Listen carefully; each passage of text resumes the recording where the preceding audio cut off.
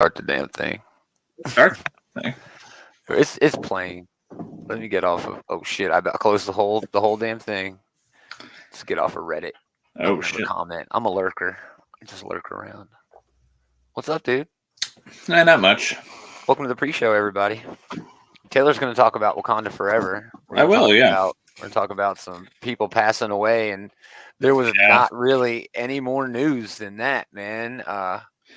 I don't know, when a legend like that passes, I don't think you'd really need to talk about anything else. So we'll spend a lot of time on that. And then, yeah, food and comics. Man, I could have had a top 8 this week. I could have too. I had Easy. It was one of those weeks where I was actually not sure whether to put something as my number 1 or as an honorable mention, For sure, dude. I have so many honorable mentions, and I think it's going to be good because fuck it. We'll just talk about all of these damn books. You know what I mean? If we read them and we want to talk about them, fuck it. Even if it's our show, we do what we want. Exactly, damn it. And again, there's no news at all. So, hey everybody, welcome to the pre-show. This is where we talk about what we're going to do on the show, and we've done that. So let's do the show. We are. Mm-hmm. Oh man, Taylor already have an audio.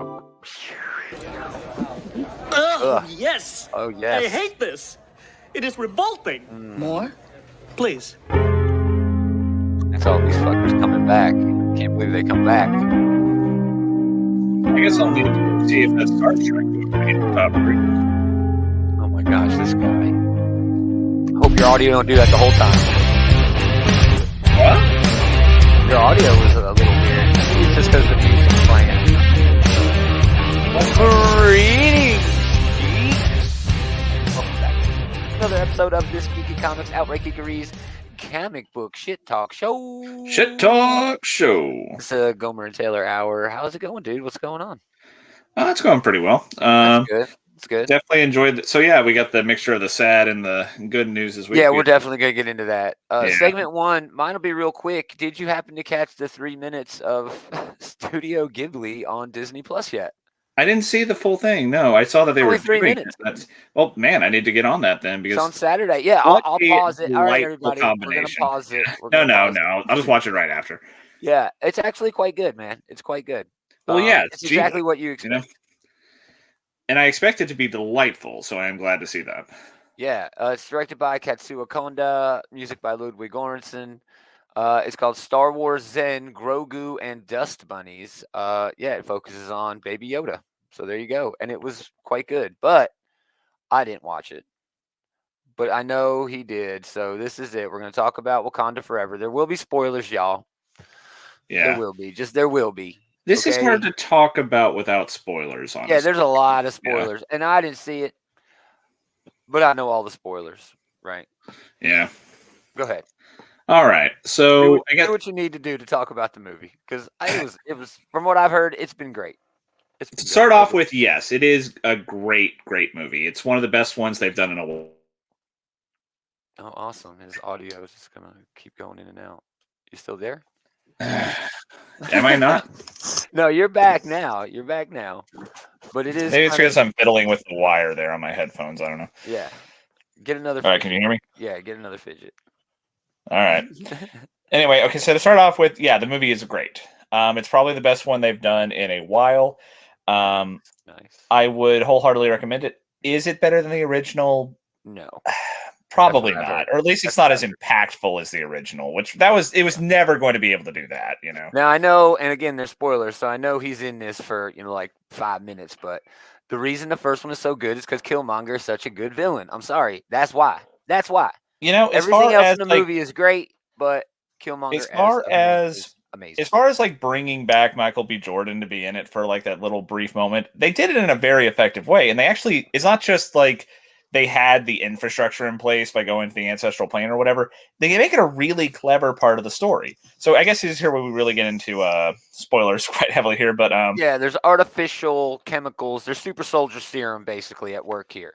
Yes, but the super soldier serum that the Wakandans use has like a mystical connection to like Boss. bloodline of the Panthers or whatever. Yeah. So Yeah. that means that she gets to go to the afterlife. But instead of getting a pep talk from her, what they couldn't obviously use her brother, but instead of getting a pep talk from her Well, they dad or from her definitely could mom, have, spoiler alert, but they died in the should movie. not have gone that way.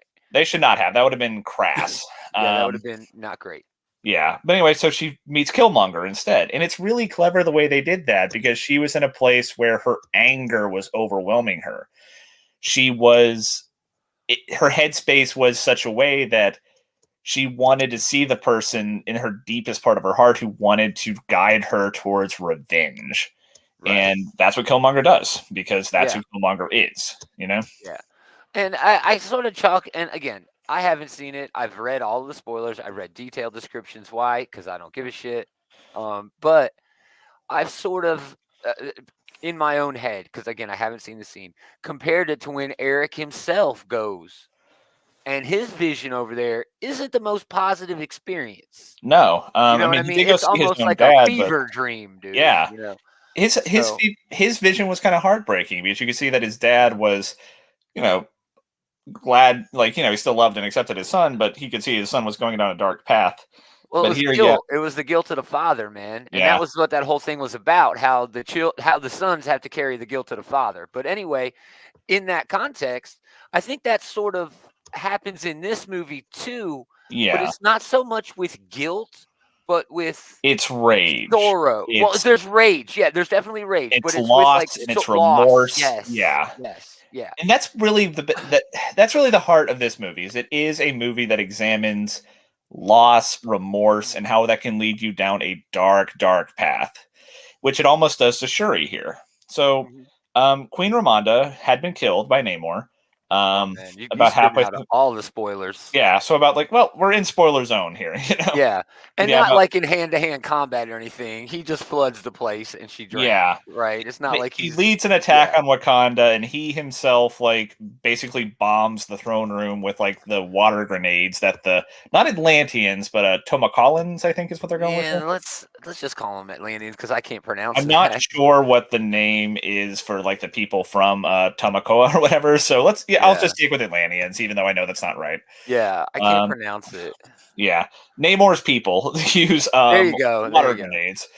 Anyway, yeah, so he not only kills Ramonda, but she dies a horrific death. She drowns while trying Yeah, to save Riri Williams, who was also in the throne room with her. yeah. And Um, Riri is good in it. I heard there's yeah, not she was really much cool of in the her. There's character. not much, They found a relatively good speaking. way to. Well, it's not her movie, and they did a good job working her into the story. Like she isn't. She doesn't feel shoehorned in. She feels like she's Yeah, a natural part of it because she invented something that Namor and his people don't want her to have invented, and they're out to kill her. yeah, And so that's exactly. also how the Wakandans get involved, is because it's like Yeah. a vibranium tracker, and that affects them too. Yeah, and then there's another movie where like the brand new kid, the legacy character, basically, is coming in needing protected. You know, they did it in everything except I would say Miss Marvel. You know, she's Hmm. not really the one that needed protecting in that. That was more Yeah, empowering. But I think that's weird that they're bringing in these legacy characters like that. But again, Riri is getting her own or show. She's going to yeah. be in Armor Wars for sure, whether that's a movie or a show. I'm not even sure. Apparently, it's a movie. Yeah, But anyway, yeah. So she's really good in this movie. It's really cool to see her like kind of come into her own, building her like we see her like bootleg suit that she had early on, and she gets to right. build like the awesome suit by the end of the movie. Sure. But yeah, the Atlanteans. I'll just say Atlanteans. The Atlanteans come off I as know. being pretty cool in this movie. I even like the way that they kind of retweaked where Namor's name comes from. I think it all works Yeah. pretty well. Yeah. You can see where Namor comes from. He's unabashedly the villain of this movie, but once Oh, for again, they sure. presented But us with a again, villain where you get it. You yes, know? you understand where his direction is coming from. There's the you can have that moral argument there, or at least maybe not an argument, but definitely a debate. You know, Yeah. that moral debate.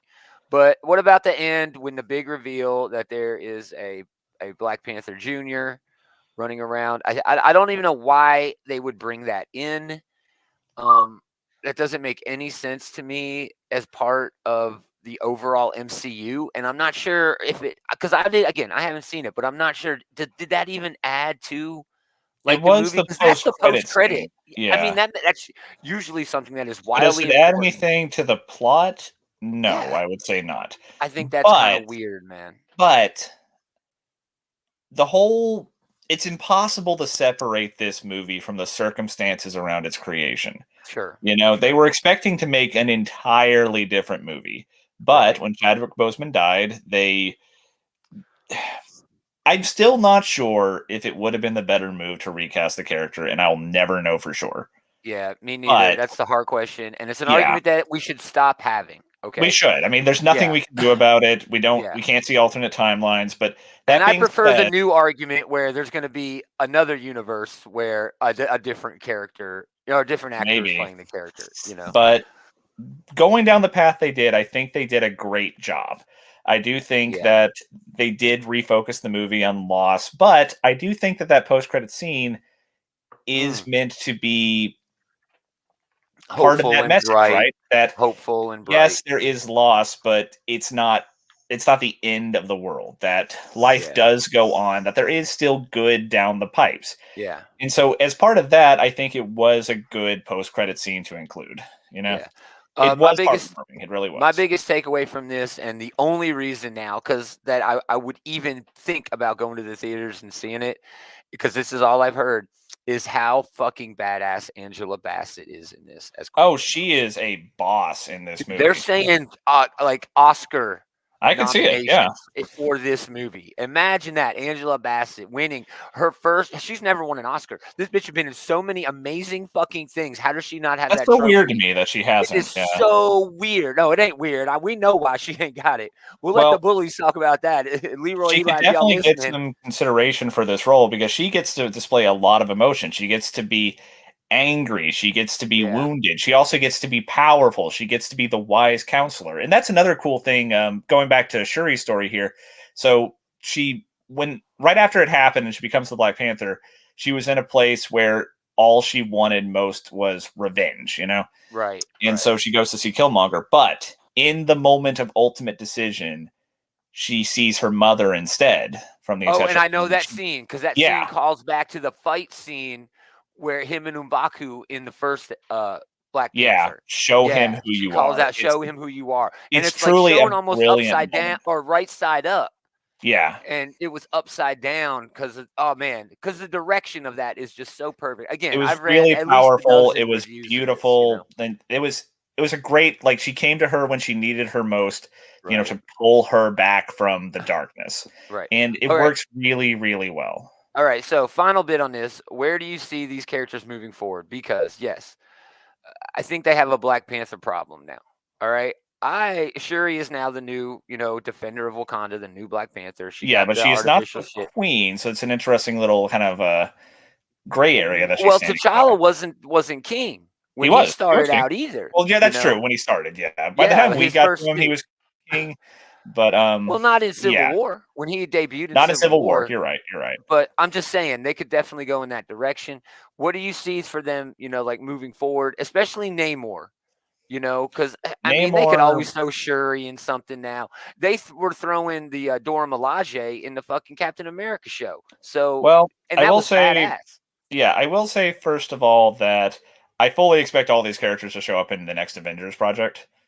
Yeah, that just Mm-hmm. seems like a given. But Wakanda, you're right, has kind of become a big part in a lot of MCU projects. They showed up in Falcon and the Winter Soldier. Infinity Um, War. they were That's a where big the part of big the Infinity War. Battle of Wakanda. Like, when they're trying to think what's the safest place we could possibly go, let's go to Wakanda. Yeah, and it turned out to be probably the safest place they could go, considering they had like 8 people fighting, and then Yeah. half the Wakandan army. I don't know where the airplanes were during that fight. Whatever.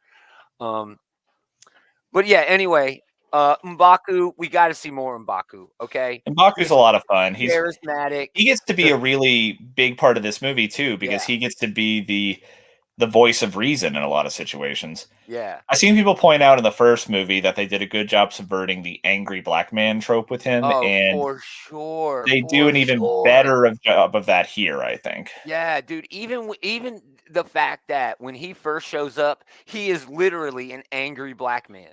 But Yeah. Coogler is so good at making the Oh, words work yeah. for his characters. You know what I mean? And the way he presents that speech, just dogging. He's not wrong. Everything he says is right. He disagrees politically with the direction. And you can understand that. And it was so well done. And he does the same sort of thing in this, at least from what I've read. Again, I have not seen it, but I might as well. I probably watched it more than Taylor, technically, with all the shit I've read on it. You know what I mean? Well, yeah, I guess I only spent like the 3 hours with it that I did. Yeah, you only spent 3 hours with it. I've read a few articles on it. Anyway, we'll review that again once I see it in 46 days. But yeah, it's wholeheartedly recommend it. It's better one of the than best things now. Multiverse of Madness. I would say so. It's definitely Okay. the best movie they put out this year. But is it better than Moon Knight? That's the one I keep going back and forth about. Ooh, I don't know. Was WandaVision not this year? That was last year. WandaVision was last year. That was the first Okay, Marvel good. Plus show that they did. Good. Yeah, you might be right. WandaVision was. Werewolf by Night was fucking dope too, man. It was That was really special. rad, It was but different. Yeah, it was awesome. yeah. Anyway, let's do news. Bad news.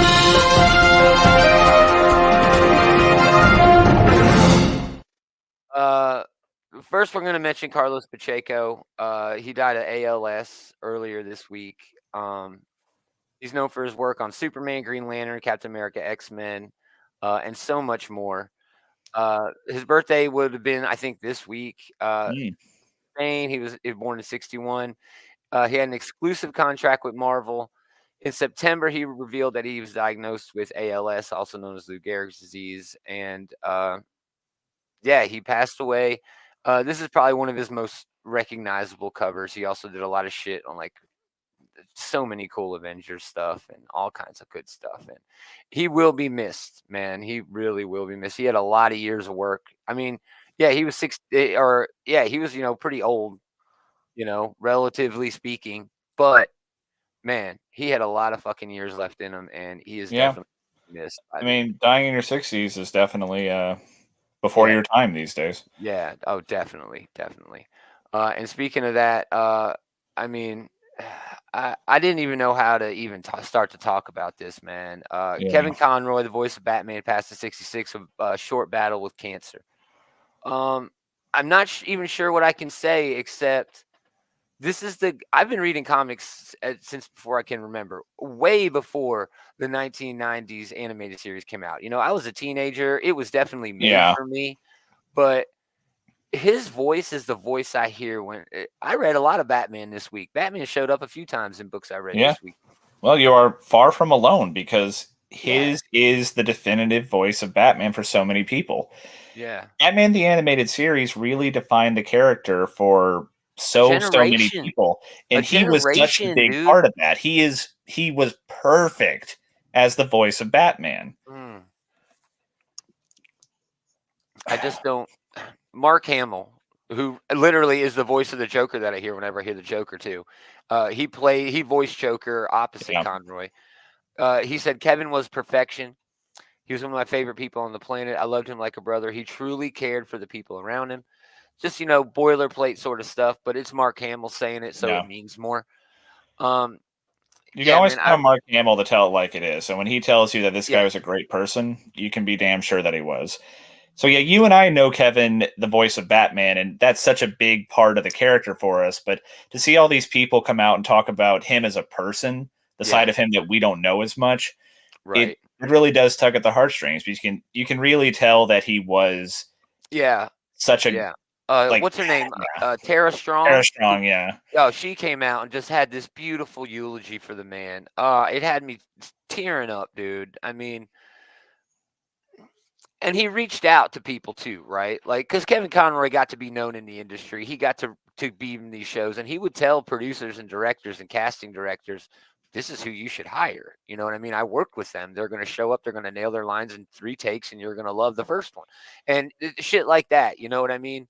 Yeah. And I mean, what can we say about, let's just talk about why he is and may forever be, because this shit doesn't die with him. This shit becomes even more popular now. You know what I mean? That's just how it works. So, Batman, I mean, the landmark, probably the show that defined an entire generation of animation. Yeah, All kinds of arguably one of the best animated shows of all time. It's my You know, top 3, not dude. just in like the geek sphere, but anywhere. Yeah, Andy chimed in. Thanks for stopping by as always, Hey, Andy. Andy. We appreciate it. Yeah, Tara words were a tearjerker talking about Tara Strong on Twitter for the eulogy. Oh, it was touching. But yeah, the animated series from 92 to 96. These are records for being the voice of Batman, right? Never be broken again. 60 different productions, including 15 films highlighted by, and they they got to bring this up, Mask of the Phantasm. Arguably the best Batman movie. I don't think it's, well, I mean, it might be arguable. You're right, but I would say it is, and I think you would too, right? it's amazing though, dude. It's top 3. It's top 3 for me. For sure. 15 different animated series spanning 400 episodes and more than 100 hours of television. And no one ever thinks about this because I don't know why this medium gets shit on in terms of this sort of thing. But like 24 video games. Everybody shits on video games in terms of voice acting and stuff like that, dude. But I mean, it's a true art form when it comes to this sort of thing. And if you're going to appreciate the guy for his craft, man. But he was also the live action Bruce Wayne in the Arrowverse, Christ on Infinite Earth, which was rad. It was a great callback. All that CW shit is fan service. That's what they lean into. So good for them. But I mean, let's talk about recently, right? This dude in the last maybe 5-10 years was so big on the convention scene. You know what I mean? He was putting himself out there, meeting these fans and reaching out, not because he didn't have anything else he could do. He was working. You don't do all this voice work and then not get another gig, but because he wanted to meet the fans. He wanted to give back to people who understood just how and appreciated just how important, he was to Batman fans. Yeah. And there are so many Batman fans, man. Batman isn't just the biggest superhero on the planet for a reason. There's no reason. There is a reason. And I think Kevin Conroy is the person, okay, who outside of someone who wrote or drew comics is the most important figure in Batman for garnering his popularity. I think you can make a very strong argument for that. Yeah. Dude. Yeah, dude. Yeah. And then outside of that, just the Batman thing, he might be one of the most influential voice actors in history. He's up there with Peter Cullen with shit like that. You know what I mean? The voice of Optimus Prime. Or Mel Blanc, who did all the Looney Tunes. I mean, you're going way back, but I mean, you're not wrong. That's in the 60s, even back to the 40s, right? Yeah. But I mean, modern day 90s Kevin Conroy, Peter Cullen, all those guys in the 80s, but they had no fucking clue what they were doing. By the time Kevin Conroy got there in the 90s, animation had hit peak.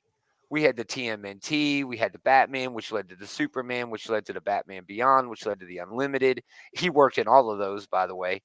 But yeah, dude. So yeah, I mean, a lot of the actors on Batman the Animated Series in particular, Mark Hamill, Tara Strong, and especially Kevin Conroy, they really made like voice acting more of like an art form, more of like a respected profession. Exactly, dude. And I'm not saying that Peter Cullen and Frank Welker, nothing to take away in from the them. 80s. Yeah, nothing taken around for them. But in the 80s, these things were treated more like projects and marketing. You know what I mean? Like these kids will eat whatever the fuck we get them.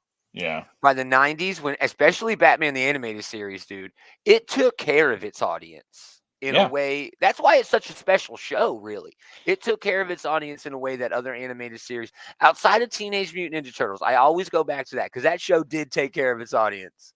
It really did do a good job. But they knew what was up. Yeah. Batman the Animated Series, I mean, dude, I knew 30-year-old people watch, and X-Men. X-Men the Animated Series did a really good job too. I could get just as much joy watching it now in my 30s than I did when I was like, a little kid when it was first coming out. Maybe even more. Maybe even Because we more, have because I can all this appreciate just how good it really is. And not just that, because we've been exposed to so many more Batman stories and be like, wow, look at the way this show, for the very first time, moved into a Clayface story the way it did. And it did. You know, it was the very first time they moved into a Clayface I mean, story. this is like not that. to My knock favorite anyone, stories. but no Batman show has ever matched Batman the Animated No. Series, and especially no voice of Batman has ever matched. No, and I don't think it ever will. There might It's be impossible. there might be an animated movie that does something, because there are so many good Batman stories that they could turn into a movie, but no. A series, pound for pound, no, you're not going to be able to do it. You might get a flash in the pan, you know, with a movie or something like that, but yeah, man. So what else can we say? I could keep going. We could go episode by episode, you know, talking about how hard this dude worked to make a character that everybody knew, loved characters. Again. We kind of take it for granted now, but True. he was one of the first ones to like Adam West, Bruce Wayne and Batman sounded exactly the fucking same. Yeah. But like Kevin Conroy had a very distinct voice for Bruce Wayne and for Batman, and they both worked so well. Yeah.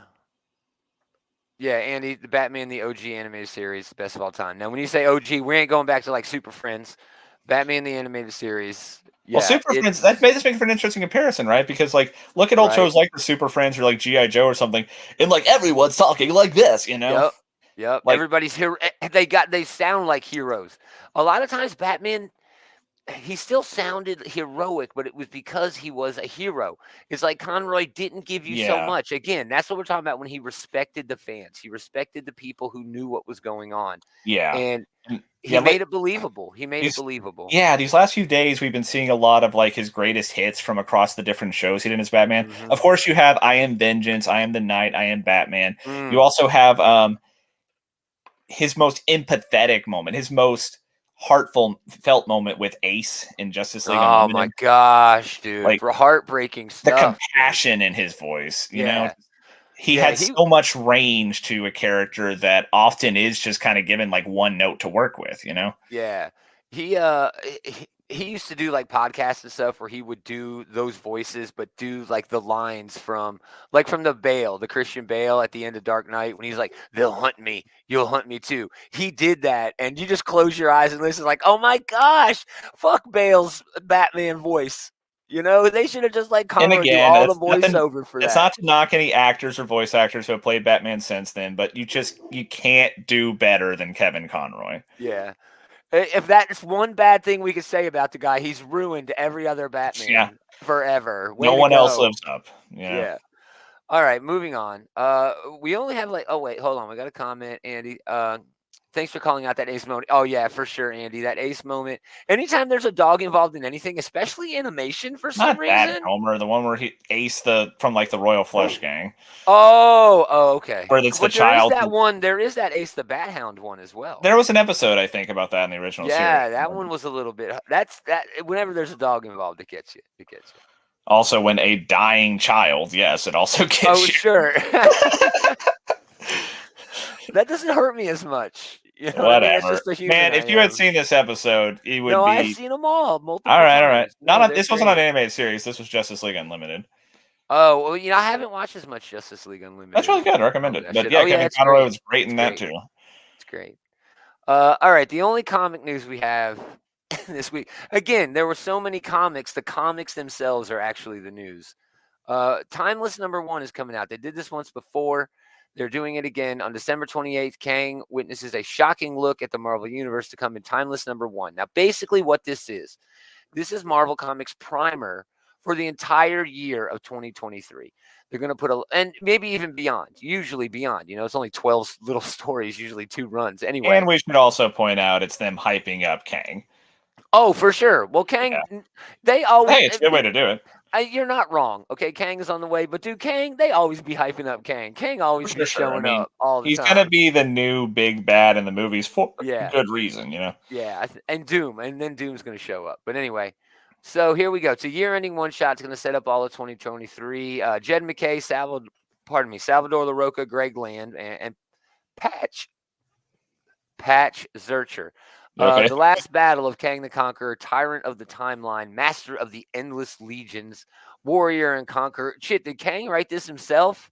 Jesus. Without compare, Kang is in search of the one thing he cannot have, but he is not only one after him. The missing moment, and Kang soon finds himself in a new position on the run across the events of the Marvel Universe's future.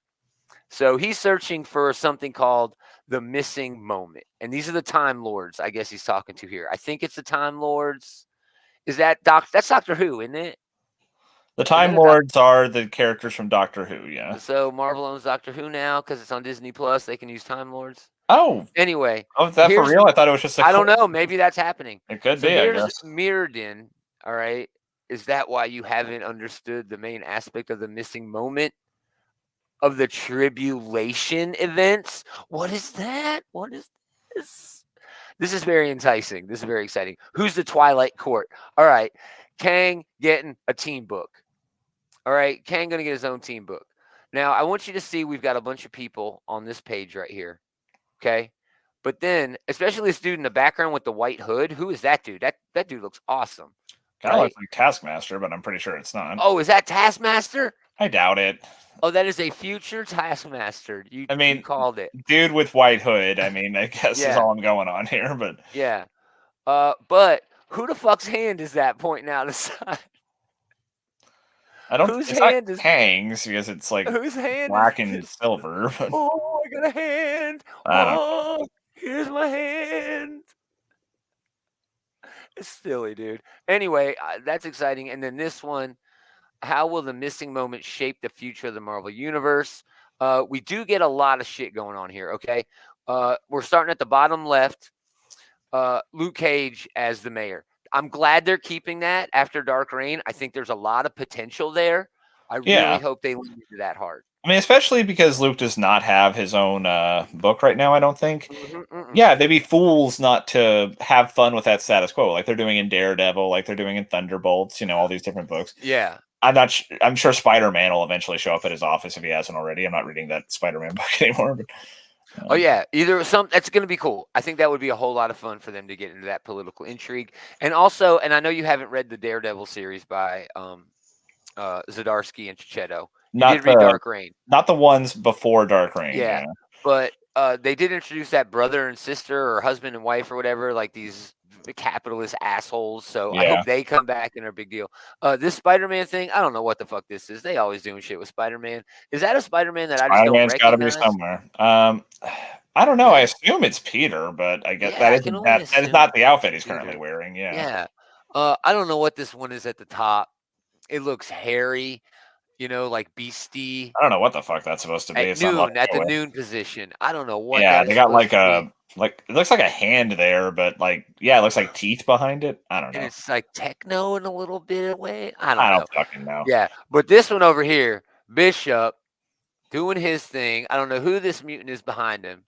I recognized her. I can't tell you her name though. She's one of the Hellions, I think. Not like the new Hellions, but like the Hellions from the She got electric powers.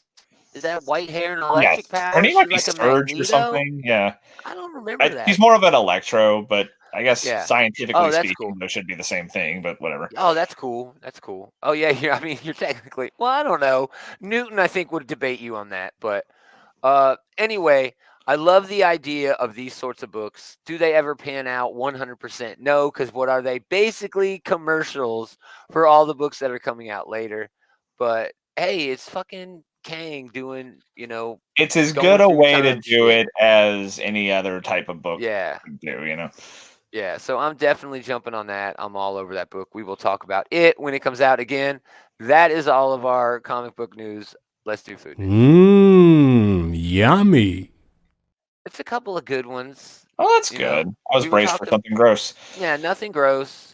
It's food time. This is when people are eating food. But there are new Black Panther and Avengers fruit roll-ups and fruit snacks.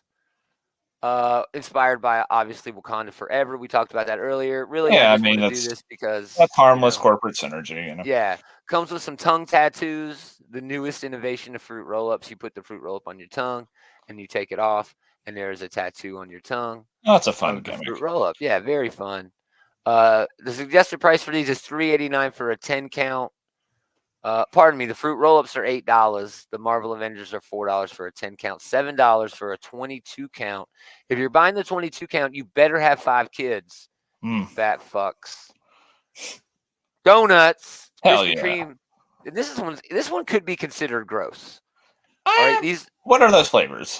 these are pie flavor inspired donuts. Does that just mean they're donuts with like a fruit filling? Because that's not too bad. We got mini pecan pie, mini pumpkin pie, which sounds fucking amazing. I'm sorry. Yeah. You're right. This is a great one. Snickerdoodle cookie pieces are on the pumpkin pie. What? Lemon cream donut pie, lemon cream pie donut, which just sounds like a donut Yeah. to me. Dutch apple pie. So yeah, sweetening Friendsgiving gatherings by offering $1 original glazed dozen on November 18th and 19th. Because you heard of Friendsgiving. It's like you go hang out with your pals Yeah. and smoke a lot of weed and drink and then eat whatever you got, usually just junk food, because you don't want to eat like a big meal because you're about to go do that with your family. So Yeah. these are available now, y'all. Get y'all's asses too. Get y'all's fat asses. Yeah. I mean, that looks Krispy Kreme. pretty good, honestly. You know, it's Hey, like dude, those donuts? Are you kidding me? I could talk more about these than I did Kevin Conroy. I feel like pie stuff translates pretty easily over to donut stuff, you know? For sure. All right, let's do comics because geez, I don't know how we're even going to.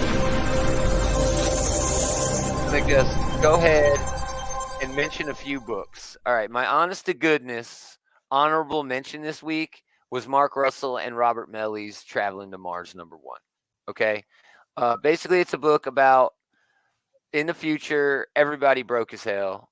Okay, nobody got no money. There's an energy crisis, and they find a bunch of natural gas, obviously, on Mars. So they're like, "Oh shit, what do we do?" Well, then there's kind of like a race to send somebody to Mars and claim it.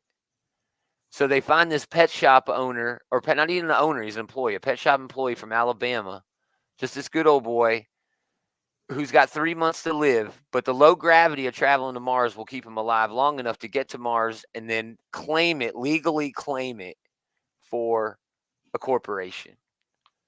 And it's So that's how they're working in the late stage capitalism into this. Mark Russell does like that. Yeah, that's his bread and butter. All right, so it's a very good book, but it's deep Mark Russell, and if you ain't into what Mark Russell doing, you're gonna hate this book. But it is peak Mark Russell, especially like an indie book of his. You know, it's way indie. It's on a blaze. It is way indie. It's way small press. Skull Kickers was good. If I say something and it's on your list, good. If not, if I say something and you've read it, then mention it. Okay. Batman Inc. was good. Batman versus Robin was good. Dark Crisis, did it make your list? Dark Crisis? I did read that. I wouldn't put it on my top 3 or probably not even honorable mention, but I enjoyed it well enough. Man, this book was fucking dope. Shit actually happened. You're not happy shit. It Look, did actually happen. ripped in I did half. enjoy Boy, that. What? Everybody comes back kind of inexplicably. Yeah, that's the thing. Okay, so that's one of my big beefs with this book is like they keep mentioning like oh, hey, by the way, Pariah is not actually talking to the Great Darkness. He's just insane. Like, well, that would have been a nice thing to fucking establish in the main book. You put it in a fucking tie-in? Yeah, they put in it a tie-in that I heard book. was not particularly good. It wasn't that good. It wasn't. I still had a good time. I enjoyed it. I thought it was good. The artwork is great. I do love all like the battle scenes and everything. It's not necessarily like sequenced very well. Like some characters will like teleport to a new place. I feel like you needed to kind of like frame that a bit better. But the main thing that I think keeps this pretty down for me is that its big moment with the reunion of the Supermen was done so much better in Tom Taylor's Superman. Oh yeah, we're gonna talk about that for sure. That is in the top 3. So yeah, I guarantee you that's in your top 3. I knew it was. As soon as I was about crying during the it was really good, and if I hadn't retired it, oh my gosh. Yeah, I mean, it did the same thing. It took the same moment, at least in this book, and it did it better. So that kind of takes a lot of the air out.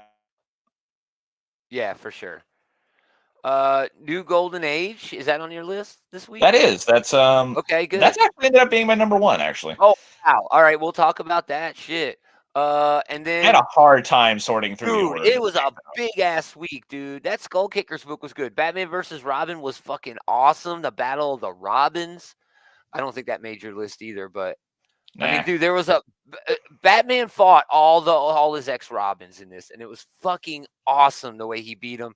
Plus, man, where is my other Batman versus Robin image? He got over on the Alfred. It ended up being a fake Alfred, dude, right? And he Yeah. knew it. Batman knew it. They like flash back to the previous issues. You read this? Did you read it? No, but I was pretty Oh, sure it was fake Alfred. oh, it was fake Alfred. Yeah. But this dude, this demon or whatever, who's friends with Soul Sister, he had to take a splinter of Alfred's true soul in order to bring him back. So Oh, Bruce and Alfred still get their moment at the end, dude. well, And that's it was sweet. great because they didn't get it. Because Bane just murdered him. They didn't even get a moment. Remember, That's true. Damian was the one who had the moment. It was like the most traumatic moment ever. Yeah, it was a really Yeah. heartbreaking death in a lot of ways. Yeah. We'll talk about Son of Kal-El. So yeah, now it gets to my number 3. If this isn't on your top 3, I don't know what's wrong with you. Captain America: Sentinel of Liberty number 6. Colin Kelly, Jackson Lands, and Carmen Carnero. The only thing that could be wrong with you is if it's such a big week, because this had literally one of the best knockout, drag down, or knockdown, drag out, whichever way you want to go, Yeah. fights that you will ever see in a fucking comic book. It was Yeah. fucking epic, man. And that's really what I'm basing my top 3 on this week. The books I had the most fun reading. And it was a combination of great writing, amazing art, but also good design. You know, and all of the books that are on my top 3 this week had that good design. But the fourth one, it has to be that it factor. You know what I mean? Understand who these characters are at their heart. And that's what my top 3 were this week. Again, just because it was such a huge week of books. But this whole series right here, even the parts where they're talking, look at this. Are you fucking kidding me? Even the parts where they're talking. This guy, Colin Kelly and Jackson Lanzig, they just get the Bucky and Steve relationship. So they just inherently understand Yes. these characters. And this book, this issue, this might be one of the best of the year. It was so fucking good, dude. This was my number 2 this week. It was so damn amazing. Yeah. Whenever you have these superhero fights, they can often come off as like really contrived. Like the reason Yeah. they're fighting is like really stupid or something they should have been able to avoid. Like, okay, not to kind of pick on the less awesome of the Captain America books. Captain America and Sam Captain America and Black Panther's fight, that felt really shoehorned in. It did. It did. I understood why they were fighting, I but got it what they were wasn't fighting, fluid. but it really seemed like something they should have been able to resolve without having to fight. Yup. This, however, though, I get it. I understand why Bucky feels he has to do this. I understand why Steve wants to stop him. It did not feel forced. It felt natural to the characters. It felt like you can see as they're fighting, before they're fighting, and after they're fighting, how this is breaking their hearts to do this. They wrote it really, really well. Yes. Yeah, it was so good. I mean, this page right here. Yeah. And then wham, you got your big 2-page, just epic, movie style blockbuster. But then they just carry it through. And I left pages out of this. Yeah, I mean, it's most of this issue Bucky is grabbing just a like, fucking missile and throwing it at it, yes, man. this What? being That's like epic comic book shit. It's epic. the sequential paneling on this is up there with your Elena Casagrande's. It is brilliantly done. Yeah, Carmen Carnero murdered on this. This is Eisner level fucking comic book art in this issue, dude. It is epic level comic book art in this issue. It's so good. Yes, Captain America, Sentinel of Liberty. Yeah, number 6. It's chef's kiss. But I got 2 more to talk and about. Awesome in equal order, and that's amazing. Yeah. Yeah, I know. This book would have been number 1 any other fucking week it came out. Yeah. Easily. All right, Taylor. Any other honorable mentions that I didn't Okay. mention? Well, I will throw out an honorable mention for Fantastic Four #1. That's on my list. This probably would have made my top 3. The only thing that kept it off, honestly, was I don't think he got Alicia Masters' voice down too well. She doesn't seem Okay. like the type of Okay. person who would call her husband babe. She just doesn't. Mm, That being said, I wow, that's still a pet peeve. That is a it is, it nitpick. is, it is, That it is a is. nitpick. It was like I said, this could have been like 3, 2, or even 1 most weeks, but it's just that kind of week. Yeah. Now But this is my number 2, so I will lean into this a little bit. We could talk. Let's talk about it all now right. because your number 3 or my number 3 is your number 2. So Ryan North, Ivan Coella, cool story, amazing art. That last page tease is definitely going to bring me back, no matter what happened in the rest of the book. Yeah. But it was exactly what I expected This from this book writer was and the announced fucking direction. adorable. I loved it. It was adorable, dude. Yeah, Andy, F4 number 3. Excellent call out, Andy. Thank you. But in the context of capturing Alicia's voice, I'm not sure that any writer has been able to capture that voice in an effective way in terms of her being such a front and center character Yeah. in this book or in this franchise, really. She gets As to be far more of a back as leading Fantastic character Four here. goes. That is unfair of me because she is almost always on the bench for She's like the not vast anymore. majority of the stories. And Yeah. she is a leading character in this book in a big way. Yeah, she's front and center. I love I love the way they work as a team, really, right? Yes. You know, like They're I thought, a perfect pairing too, man. yeah, you get a it's lot like of sweet. It's like sugar and spice, and then sweet and sour almost. Yeah. You get your full palate. It's very well done. But I Go love ahead, the way that they resolve the situation. I love the kind of the goofy paneling they do sometimes, especially like they kind of cut off like the top and bottom panels. It really reinforced the idea that they were living through a Groundhog Day, and that's what this story is about. All right, Ben and Alicia go to a city, and it's in the middle of nowhere, but they end up getting stuck in a time loop. It's basically the Kelsey Grammer episode of Star Trek: The Next Generation. Okay, they live the same and Groundhog Day. They live and 100 other things. Russian Doll. There's so many things that have used this trope. But using it in a book that is inherently sci-fi, it was a great idea. But they end up getting out of it, and I don't know, man. It was the journey and not the destination. Absolutely, yeah. Yeah. Man, okay, so when we found out that this was going to be doing slice of life things with the different members of the team for probably the first 2 issues, or at the very least this first issue, I was delighted to hear it. I knew that Ryan North would do a good job with it, and I knew that that's the type of Fantastic Four story that can work really well sometimes. Not everything has to be like, a galactic apocalypse. This team also works really well when they're just, doing the more family-oriented things, and they really knocked it out of the park here. You know what? This is not an honorable mention from me. This is my number 4, Man, I'm sorry. I had to step It's away okay. and let my cat out. I was just letting you know that I'm breaking the rules this week, and this is my number 4 instead of it being dude, exactly. And it's a really odd week, man. Yeah.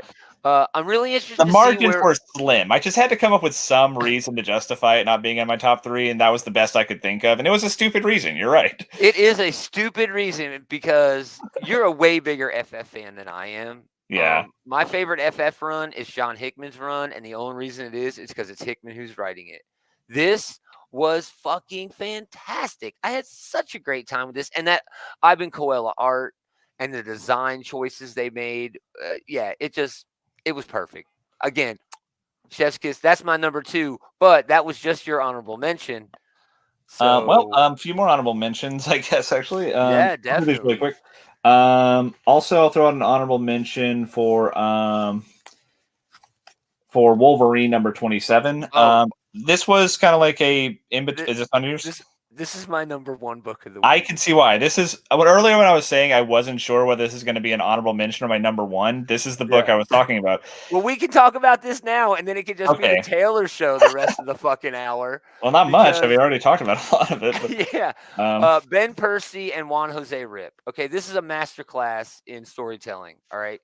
Beast Breaks Bad. all the Beast way. is such a bastard in this book. He breaks The bad thing that all the really way. stuck to me Yes. the thing that really stuck with me in this one, Awesome, Andrew. Andrew, thanks for stopping by. We really appreciate it. He said that was his number one. yeah, And yeah, I we're could going to definitely dive tell deep why. into this, man. We're This going was to dive such deep a into hard this. week to put these in any It kind of was, order. dude. It was I almost like, loved damn, so you many of these comics. books, yeah. But Yeah. okay, so Beast, the premise of this issue is that Beast is being a real bastard here, and he has turned Yeah. Wolverine into basically a mindless killing machine, and that is the No, he worst turned him possible back thing. into Yeah, it. exactly. He's This is Weapon the X worst Krakoa possible style. thing that he could do to Wolverine, and he damn well knows it. This is Yeah. Wolverine's worst nightmare, going back Yep. to the mindless weapon he used to be, and Beast is doing it to him for no real fucking good reason. Wolverine was probably going to do all this shit Awesome. anyway, you know? Yeah, Andy calls out that this was his number one this week as well, Wolverine. Yeah. So, yeah, but that's the thing. Beast is all right. Here's the panel. All right, and this is actually two different pages with a bunch of panels. This is him sending Wolverine out, telling him, "Hey, these are bad guys," and then Wolverine murdering them because he's mind controlling him with some Krakoan, organic technology. Yeah. Basic Weapon X shit, but the explanations that he gives here, he's the CIA. He is taking out dangers to Krakoa before they become dangers. Wolverine was moving against that. Beast is actually. Yeah, Wolverine was giving some pushback in the last one. Oh yeah, dude, that last scene Yeah. with the skull, Andrew in the chat calling out, he's holding the adamantium skull before, You know what else really hits hard? Oh It's man, like that's great. at the beginning of the comic, or at least like in the first like thing where we pick up with what happened last time, Yeah. Beast Wolverine's like, okay, so let me out of here and we'll stab our way out. And he's like, no, Oh I can't do that. yeah. And then after he kills Wolverine, he pretty much does that anyway. Yeah. He let Wolverine die, thinking, "Oh, there's no other way." When he ended up doing the thing Wolverine was suggesting to do, it just so that he could mind control him. It was like Tarantino-esque, dude. I mean, it was Yeah. that deep of the storytelling. It was such a character study of where, and it's not a whole character study. That's not the way comics work, but Yeah. where these characters are right now. Man, eventually It's- somebody is going to get back to like fun, nice guy Beast, and it's going to be really hard for me to get back into that dude, after yeah. this. Jonathan Hickman may have broken Beast forever. You're not wrong. He may have broken Beast forever, right? Okay, so yes, all of this Wolverine shit is awesome shit. How about the little side shit we're getting with Sage and her alcoholism? Yeah, that's really How rough. she's breaking in this direction because of the toxic sort of place she's at working with X-Force. She knows what Beast is doing. She's smart. She's probably one of the smart, if not the smartest motherfucker on the whole fucking island. She knows that that Beast is doing is bad. But she also knows that it's in the best interest of Krakoa that he continue to do it. And she's smart enough to know that too. So she's struggling against her own morals in a way, and she's drowning herself in alcohol to get away from it. I love that. I love the idea that Domino is sort of like seeing it, but not really doing anything about it. But the thing that makes this book the best is Juan Jose Rip. Yeah, dude, shit is gruesome. Shit is brutal. There's fire. There's murder. There's blood. There's fucking Wolverine, eating a raw fucking boar that Beast just threw his wild animal. But then there's this motion on the page with Beast taking out the auctioneer or whatever the hell his name was. Did you even realize they were in the basement of the Smithsonian Castle? If I did know that, I had forgotten it. Yeah, I had too. I was like, oh shit, they're in the basement of the Smithsonian Castle. That's fucking weird. That's wild. But there's also like this beauty of Beast going out and picking his tomatoes. And yeah, this is beautifully drawn, and it just shows this pristine moment with a gardener and his garden. But knowing what Beast is doing makes this just so fucking. This might be the You can most see a metaphor gruesome there too. page in the book. Yeah. But you can see know? the metaphor there because he had talked about how Yes. like I had acquired it. I didn't like tomatoes when I was younger, but I've acquired a taste for them. That kind of mirrors how like he used to be a good guy. He used to be the hero, but his tastes have changed as he's gotten older. And now he's the biggest rat bastard I can remember it was on a superhero team in a really long while. Yeah, this makes me think that Jonathan Hickman said to Ben Percy, because he's had this and the X Force and Wolverine, Ben which Percy is basically, like one of the longest tenured X writers oh right now. Yeah. yeah, he's had X Force and Wolverine, which is basically they're like sister books. Yes. They're basically the same book. But I just imagine that Hickman told Ben Percy, Beast becomes Dark Beast because of Krakoa. And that's all you had to say to the dude. And now he has just taken this character who was, dude, remember when he was Abigail Brandon? I'm like, dude, I can't believe somebody made Beast a bottom. But now it's like, man, he off the hook. He's nuts, man. He's nuts. Did you mean heel? No, a bottom. I was talking about their relationship. Okay. Abigail Brandon Beast Oh, okay, relationship. okay. Second, wait, Yeah. what? Okay, I was thrown off. Right? Anyway, that's my number one. I think that was just another honorable mention for you, no? Yeah. Wolverine? Have you even mentioned your number 3 book? Number 3 was Superman, Son of Kal-El. Number 7. Oh my gosh, man. Again, it was really hard to Yeah. quantify like which ones are which and everything. But honestly, I'm tempted just to say like 1A, 1B, 1C, 1D, and 1E this week, But yeah, dude, it's because so I like so many of these for so many different reasons. Okay, so we were just talking about how fascinating it was to watch Beast be this piece of shit. But in this book, you have like the exact fucking opposite. You get a reminder of why Superman is the best. Oh, dude, that's exactly what I have in my notes. This scene right here. Not just to see. All right, I'm going to get a little Alan Moore here, right? Where he always said that the problem with superhero comics is that they don't allow the audience to grow up with the books. What we have is 40-year-olds acting, pretending like they're 10-year-olds reading these comics from their youth. No, man, he was wrong, and this is an example because there is absolutely no way you understand what Superman is saying here unless you're a dad. And now there might be another level there where someone else might understand it, But as a dad, it's like, wow, man, to accept your kids in that way. That's how you should fucking be. Yes.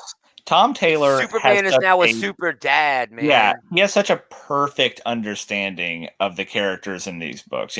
He does a great Lois Lane. He does a great John. I mean, granted, I don't have a lot of other John. He does a workaholic. He does a workaholic Lois Lane, and I'm okay with that. But we haven't seen a lot of his opportunity to write Kal-El, and this single issue did more to be like, yes, that is exactly why I fucking love Superman more so than any book I can remember in a damn long time. Yeah, that's the problem with an 80-year-old character, though. Yes.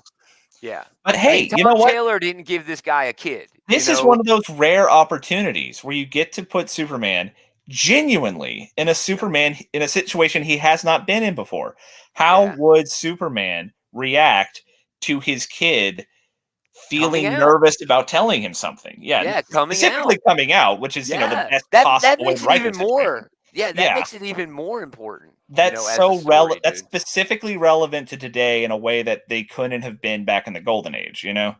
Not that wasn't a thing in the Golden Age, but it's something they never would have written a book about in the Golden Age. Yeah. Not a mainstream. Andy chiming in. Superman, Son of Kal-El was his number 2 book. Yeah. Just so many good things here. Let me check my notes because I wrote some shit on this. I can't even find it. Oh, there were also a couple of other good moments in this.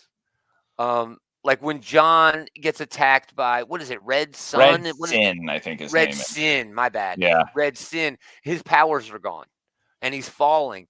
And Clark is all the way in Smallville, and he hears his son cry out for him, and he makes it to Metropolis before he hits the fucking ground. Yes. Chef's kiss. And the way Taylor did it was just a glance and then a catch. No.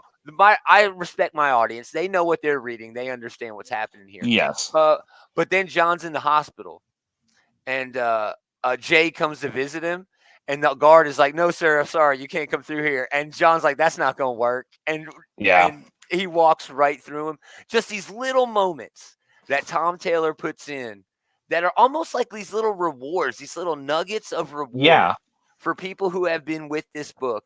That's the way you write a comic, man.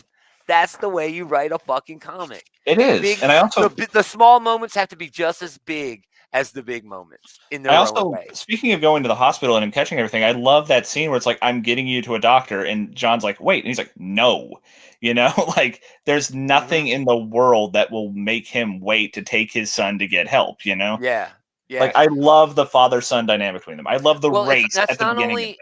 It's not only the father-son dynamic, and it is, but it's where their current responsibilities lie, And exactly, when you're a father, your responsibility, your main goal is to make sure your children are safe. But it also shows John's responsibility. Like, no, you've got to go stop this bad guy. He's a hero. He is the fucking Superman.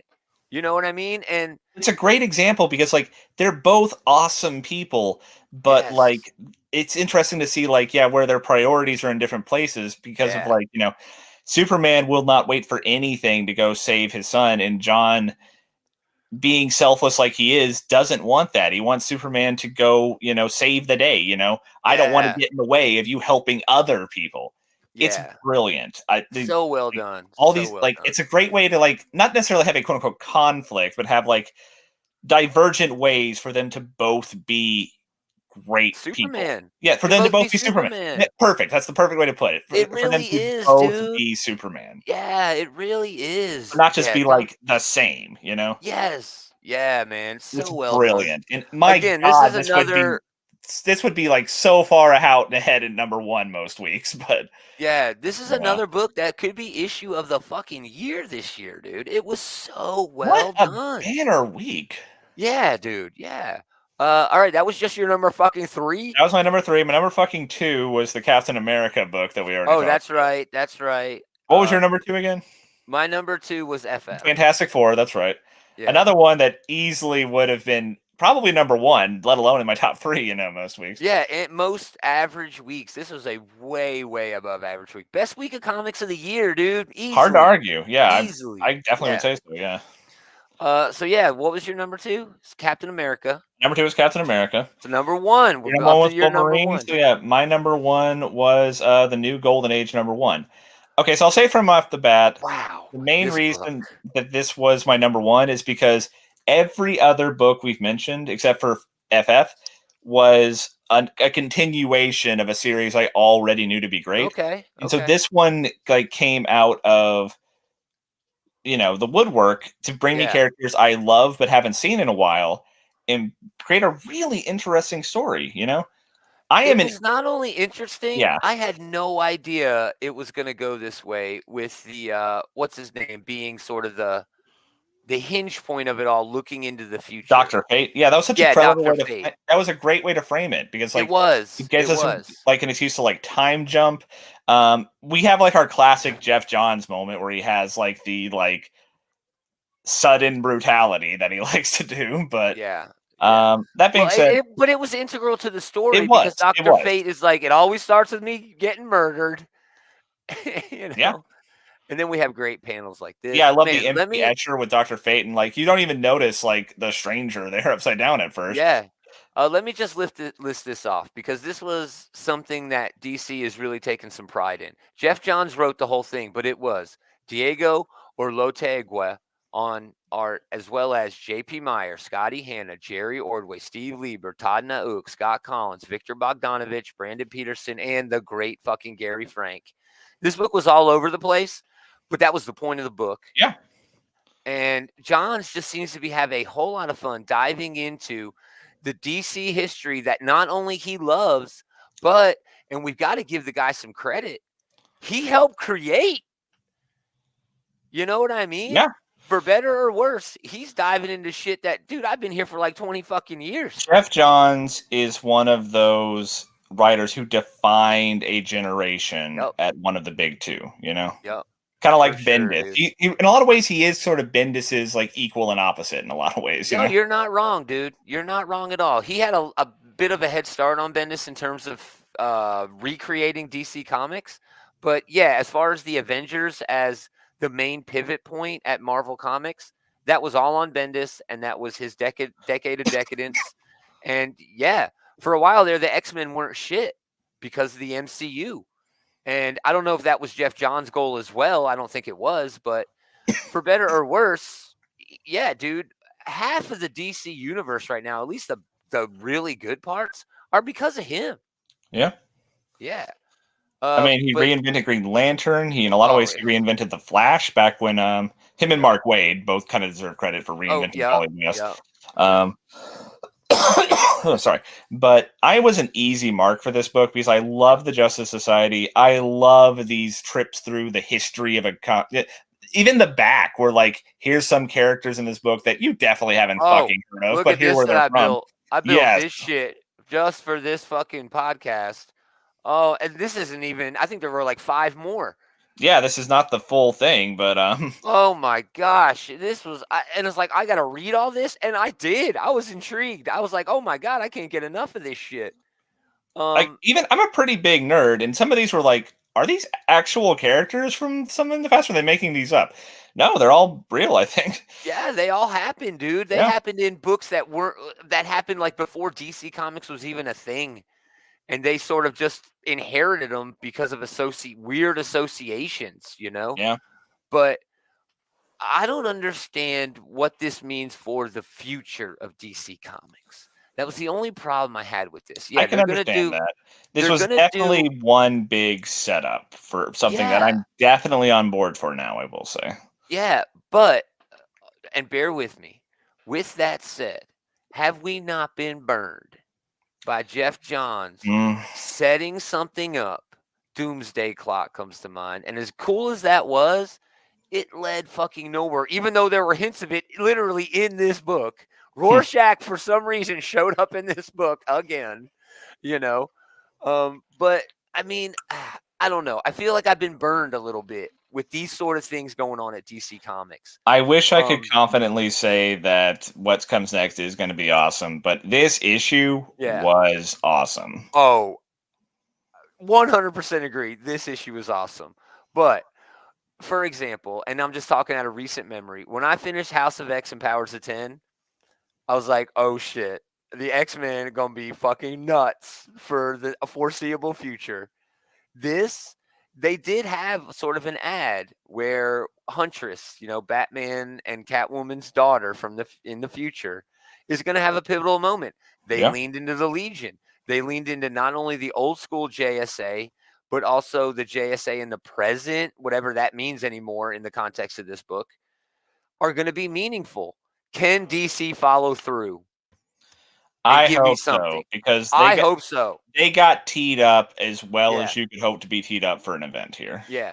A lot of times DC feels like you're getting your dessert before your main course. You know Sometimes. what I mean? And I hope that's not the case here, but yeah. Even if it ruins my my night sleeping after getting my meal out of order, I definitely enjoyed the hell out of this dessert. Yeah, dude. It was fantastic. What this could have been, I don't know about book of the year because it's one of those setup sort of books, you know. Sure. I mean, it is held back by the fact that it is like a big setup for something else that's going to happen. Yeah, but it was very well done. A lot of cool creators on it. I had a great time with it, and I'm hoping to have a great time with the books that stem out of this. There's that Stargirl book as well as the Huntress book, which I think is actually called JSA, but I think it's starring the Huntress. But I don't know. I want a new Legion book. Come on, DC. There's so many possibilities that y'all could throw our way that could come out of this single fucking issue. You gave Jeff Johns a big book. Let him finish it. You know, let him do some shit, man. So, again, hopefully this book. Is there any other books that you just want to? Oh, yeah, I guess that's why we do honorable mentions. We mentioned a lot. Oh my gosh! Like Avengers and like the Edge of the Spider-Verse book, they were all pretty solid. I didn't like the Spider-Man book was just okay. Spider-Verse is just like talking about shit that's going to happen later. So yeah, they were just mostly preluding again. It was fun, but oh boy, did it get lost in the shuffle this week. Yeah. Oh man, everything got lost in the shuffle this week, dude. We didn't even mention that damn Judgment Day final issue. You know, not a lot happened. It was an epilogue. You know, it didn't really tell us anything we didn't already know, but it did, like, you know, firmly establish the status quo. I enjoyed it, but not enough time to talk about it when we had, like, you know, a fucking smorgasbord. Yeah, what the fuck's his name? Man, what the I'm losing his name from the Eternals. Kieran Gillen? No, not the writer. The main guy. The dude. The character. Icarus.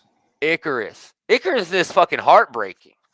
Yeah, that was a really his epilogue was definitely the best one. Oh, for sure. That would have made honorable mention again any other week just because of that Icarus shit. Him just going and changing a tire was just like, wow, man. And then he had a Superman moment, you know, he's where living in the house with the woman who is mourning the loss of her son, who he inadvertently killed because of the way Eternals resurrect, you know. That's deep moral shit, dude. Yeah. Again. Letting such a her banner fucking week. Letting her like throw knives and shit at him just to make her feel better, you know? Yeah, dude. Yeah. I didn't even get into a lot of damn indie shit. Specs was fucking cool. Soldier Stories at Image was fucking cool. The TMNT book that tied into the Armageddon game was dope. I mean, anyway, thanks for hanging out, everybody. We're fucking exhausted. We hope you had a good time. Go to outrightgeekery.com. We got a bunch of links up there, including links to our pals over at the Comic Book Bullies. Leroy and Eli will definitely be getting into Wakanda Forever later. I mean, they are going to go hardcore deep into it. Might be the only thing they talk about. But I don't know what the hell they're going to talk about with comics this week.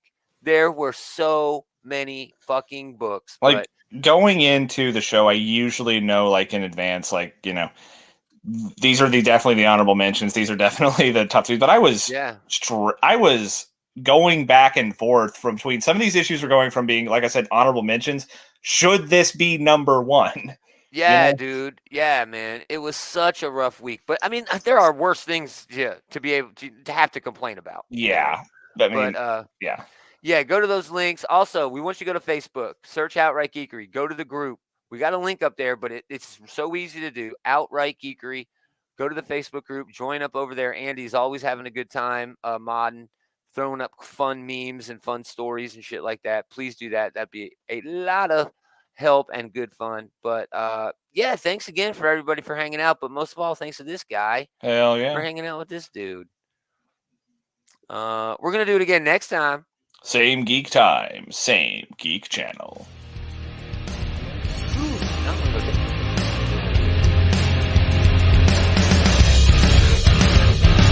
Good way to stay in and read comics too. Man, for it to get so cold this week, so fast. like it was last weekend. Oh, for sure, man.